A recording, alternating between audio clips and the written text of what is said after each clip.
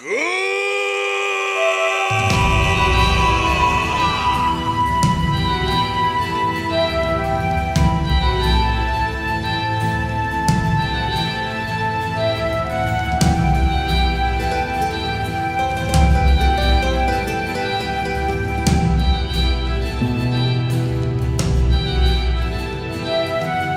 est le personnage principal de Hunter x Hunter, et il est celui qui découvre le monde avec nous. Avec lui, on a beaucoup voyagé. Une tour avec de puissants combattants, une ville de mafieux, ou encore un jeu vidéo. Yoshiro Togashi a créé une œuvre qui se renouvelle constamment. Et on remarque quelque chose de très fort. Chaque arc est différent, et on a l'impression qu'on a une autre œuvre à chaque arc. C'est ce qui fait la force de Hunter x Hunter, le fait que ça se renouvelle. Quand une œuvre se renouvelle autant, le personnage principal peut évoluer de façon exponentielle. Gon n'était qu'un petit garçon d'une petite île, l'île de la baleine, qui cherchait son père. Mais il finira par être le héros des Hunters, en tout cas de l'association, pour de gros exploits. Bonjour à tous, je suis Ryu Sensei, j'espère que vous allez bien. Aujourd'hui on se retrouve pour parler de Gon et de sa puissance. Il y a plusieurs points à aborder parce qu'on parle du protagoniste de l'histoire. Vous vous doutez bien que l'auteur a fait son maximum pour offrir un Hunter d'exception. On parle donc d'un Hunter qui est tout sauf ordinaire. Gonfrix. Vous pouvez mettre un gros pouce bleu sous la vidéo pour le soutien. Vous pouvez également vous abonner pour rejoindre l'aventure. C'est important. C'est parti.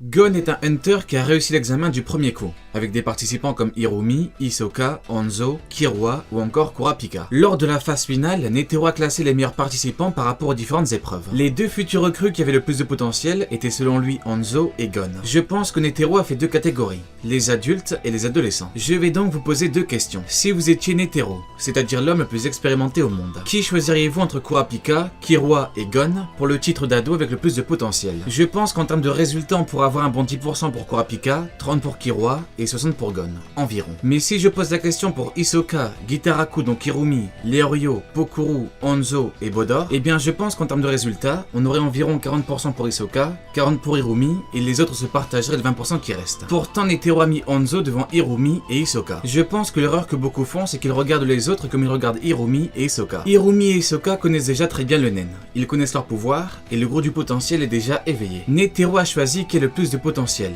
et pas les meilleures techniques et les meilleures actions durant les différentes épreuves. Parce que sinon, faudrait pas mettre Gon et Hisoka. Hisoka qui éliminait des dizaines de candidats. Il arrive tout le temps premier, sans aucun souci, sans blessure et sans aucun soutien. Selon ces critères, on parle donc d'Hisoka et pas de Gon. Mais ce n'est pas le cas, donc il parle de potentiel futur. Même Killua était jaloux parce qu'il pensait mériter la place plus que Gon. Killua a toujours su qu'il avait le meilleur potentiel des Zoldyck. Pourtant Gon, une personne qui a le même âge que lui, a un meilleur potentiel selon Netero, le président des Hunters. Netero parle donc bien du potentiel caché qui est difficilement évaluable. Pour appuyer mes propos, Monchi a noté que Hanzo avait une aura puissante, avant même qu'il ne s'entraîne par rapport au nen. Hanzo avait donc un gros potentiel au nen depuis le début. Netero savait que Gon avait un immense potentiel évolutif. Il ne s'est pas trompé. Gon, même très jeune, a prouvé beaucoup de fois qu'il avait une volonté de faire. Le meilleur exemple est son combat contre Hanzo. Hanzo était beaucoup trop puissant pour lui. Rapidité, réflexe, force. Ce shinobi était déjà très expérimenté pour ses 18 ans. Entraîné aux arts shinobi depuis l'enfance, Gon ne pouvait rien faire. Cependant, Hanzo ne pouvait pas gagner s'il lui ôtait la vie. Il lui a donc cassé le bras pour le dissuader de continuer. Mais Gon a refusé d'abandonner. Il lui a même envoyé un gros coup de pied. Même quand Hanzo l'a menacé avec sa lame de lui couper les bras et les jambes, il ne bougea pas. La détermination, la sympathie et la sincérité de Gon poussa donc Hanzo à abandonner. Il avoua même que malgré ses actions, Gon ne le détestait pas. Gonfrix. Gon est un combattant au corps à corps, c'est-à-dire qu'il utilise principalement ses jambes et ses poings pour combattre. Il n'est pas un combattant comme Hiroki ou Kaito. Pour lui, on parle de corps à corps sans rien. Gon a deux points forts qui font de lui un terrible combattant. Le courage et la détermination. Le parfait exemple est son combat contre Gensru. Gon a le courage d'affronter des gens très puissants, et il a la détermination pour aller jusqu'au bout. Il s'adapte à tout type d'adversaires. Les sadiques, les intelligents, les forts, les rapides, les résistants. Il s'adapte au moindre changement. On pourrait le comparer à un animal sauvage. Knuckle est un combattant qui a combattu plus de 5000 fois. Pourtant Gon le surprendra plus d'une fois. Par rapport au style de Gon, ce qui est très bien, c'est qu'il est simple et efficace. On parle de coups de poing et de coups de pied. Les arts martiaux et rien que les arts martiaux. Par rapport aux arts martiaux, il faut impérativement de la force brute. Parce que sans force brute, les arts martiaux c'est compliqué. Au début de l'œuvre, Gon porta facilement le Numano Nichi, le seigneur du lac, le gros poisson. Même 5 hommes n'ont pas réussi à le ramener directement. Dans l'anime 2011, Jin l'a pêché à 12 ans, alors que Gon l'a pêché à 11 ans. ce qui est assez intéressant. Après l'examen, il a cassé le bras d'Hirumi juste en serrant le poing. On imagine bien la force qu'il faut pour broyer le bras d'Hirumi. Ce qui a boosté la force de Gon, c'est l'entraînement chez les Zoldyck. Un entraînement qui a duré 2 semaines. L'entraînement a permis à Gon d'augmenter considérablement sa force brute. Gon peut pousser la première porte de 4 tonnes. Il pouvait dégager des combattants de la tour céleste d'un coup de pomme. Ce qui est vraiment très bien. La force brute de Gon est tellement grande qu'il a battu Shizuku au bras de fer. Même si ce n'est pas son bras principal, on parle de Shizuku de la brigade, qui a une très grande force brute. Il battra même Nobunaga avec le Nen. Nobunaga qui est classé 9ème par rapport au bras de fer dans la brigade. Gon a donc une immense force brute et ça se multiplie quand ses émotions refont surface. Dans le monde des hunters, la vitesse est importante. Il faut être rapide, sinon on risque d'être mis en difficulté. Dans le domaine de la vitesse justement, Gon est très bon. Il a démontré beaucoup de fois qu'il avait une grande vitesse et pas mal de réflexes. Il dira contre Hanzo, grâce à ma vitesse, je trouverai le chemin de la victoire. Cependant, Hanzo qui est Hanzo, j'en parlerai prochainement, dira, je vois que tu as plutôt confiance dans ton jeu de jambes. On parle certes de Gon du début, mais par rapport à sa vitesse, on voit qu'il est confiant. Par ailleurs, Gon a pu vaincre Goto et son jeu de pièces. Kurapika n'arrive même pas à lire les mouvements. Avant l'entraînement de Biscuit, Gon réussira à faire jouer égal avec Killua en vitesse de réaction et en vitesse de course. Même si depuis la vitesse divine, bien évidemment c'est différent. D'ailleurs les mots de Biscuit sont très intéressants. Killua a un meilleur sens de l'analyse et une plus grande force. Mais Gon possède une meilleure capacité de récupération et de concentration de la force. La paire idéale. C'est pour cela qu'ils sont dévastateurs une fois réunis. Je n'en parlerai pas en général parce que le sujet est complexe et très long à voir. J'en ferai une vidéo. Étant du renforcement, Gon peut avoir une plus grande force brute, une meilleure défense et une meilleure récupération. On peut remercier le maître de son premier maître, Biscuit. Gon s'est entraîné à la maîtrise de la transmission et de l'émission. Il était très bon avec ce type d'aura. Wing dira à Zushi que Killua et Gon avaient de rares compétences de maîtrise et d'apprentissage. On parle d'une personne sur 10 millions pour le Ryu, le Ko, le Ken, le Gyo, le Shu et bien d'autres maîtrises comme le Ten, le Zetsu, le Ren et le Hatsu. Tant de choses que Gon peut maîtriser et perfectionner rapidement. Il parvient à maintenir son règne durant 3 heures sans combat. C'est vraiment excellent. Étant le fils de Jin, il était sûr qu'il aurait des facilités. On parle de Jin, donc d'un monstre. Killua a une meilleure maîtrise que lui, mais Gon compense parce qu'il a une énorme libération. Par rapport à Gon, malgré le fait que Moro ait 3 fois plus d'aura, son Jajenken aurait pu lui ôter la vie selon Gon. Je viens d'en parler, mais c'est quoi en réalité le Jajenken? Eh bien en fait on parle du Hatsu de Gon, donc d'une technique spéciale par rapport à Gon. Jajenken est un jeu de mots japonais pour le jeu pierre-papier-ciseaux. L'attaque concentre l'aura de Gon qui a une énorme réserve avec le Ko pour le concentrer avec son poing et pour attaquer sous différentes formes. On parle donc de la pierre, du papier et du ciseau.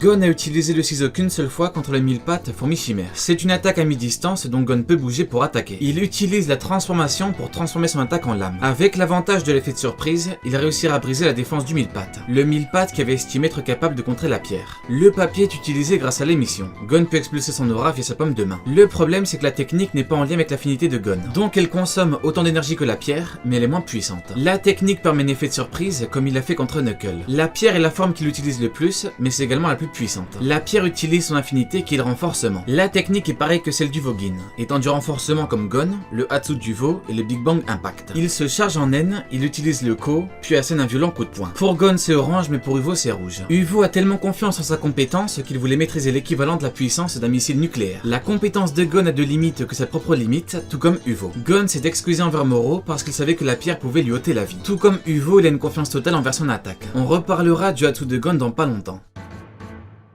Maintenant, je vais nommer plusieurs compétences qui sont utilisées par Gon. Ce ne sont pas des compétences comme le Jajenken ou des techniques dévastatrices, mais d'autres compétences qui font que Gon est très dangereux. Gon est un très bon combattant, je pense que tout le monde le sait, mais il n'a pas que la puissance brute pour lui, parce qu'il a d'autres facultés innées ou acquis. Il est devenu un expert en art furtif grâce à la chasse qu'il pratiquait. Il n'a pas eu l'entraînement de Hanzo de Killua, mais il maîtrise l'art furtif. Il a réussi à suivre Hisoka pendant une journée sans se faire remarquer. Leorio, Kurapika et même Killua étaient choqués quand il leur a dit. Il l'a maîtrisé en total autodidacte en côtoyant la nature. Il a acquis la maîtrise du Zetsu, donc le moyen de disparaître. Il a également développé un odorat surnaturel que l'on peut comparer à l'odorat d'un chien. Il a également développé son ouïe, avec lequel il peut combattre dans le noir. Gon pouvait repérer des dizaines de candidats bien cachés à des kilomètres. Même son goût est surhumain. Il était le premier à boire la boisson de Tampa remplie de laxatifs. Pourtant, il cracherait la boisson parce que le goût était bizarre. Selon lui, parce que normalement, il ne remarque pas. Il a parfaitement développé 4 sens d'humain. La vue, l'ouïe, l'odorat et le goût. Il a même une résistance au poison.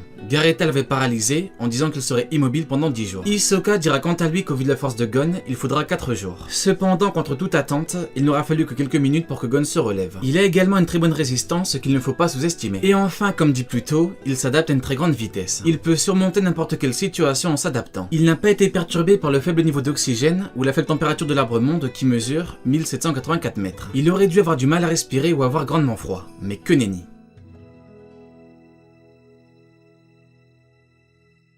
Maintenant parlons d'un point très important, Gon forme adulte et le secret de Gon. Gon adulte est la forme utilisée contre Pitou dans l'arc Chimera Ant. Cette forme a choqué le monde entier pour sa puissance, ses mystères et son histoire. Je prépare une grosse vidéo spéciale Gon adulte, mais aujourd'hui, on va tout de même l'analyser. Cette forme contient beaucoup de mystères qui n'ont jamais été résolus. Cette forme a montré qu'il était supérieur à Pitou, la garde royale la plus puissante. Lors de son voyage, Gon a rencontré bon nombre d'ennemis puissants ou non. Netero, Méléoron, Zebro, Hisoka, Wing, Biscuit ou encore Azor. Mais à votre avis, quel point ont-ils en commun ? Toutes ces personnes citées. Eh bien toutes, et je dis bien toutes, ont été choquées par le potentiel de Gon. Le secret de Gon réside justement dans ce fameux potentiel. Ça pouvait paraître anecdotique, mais des personnages ont révélé son secret.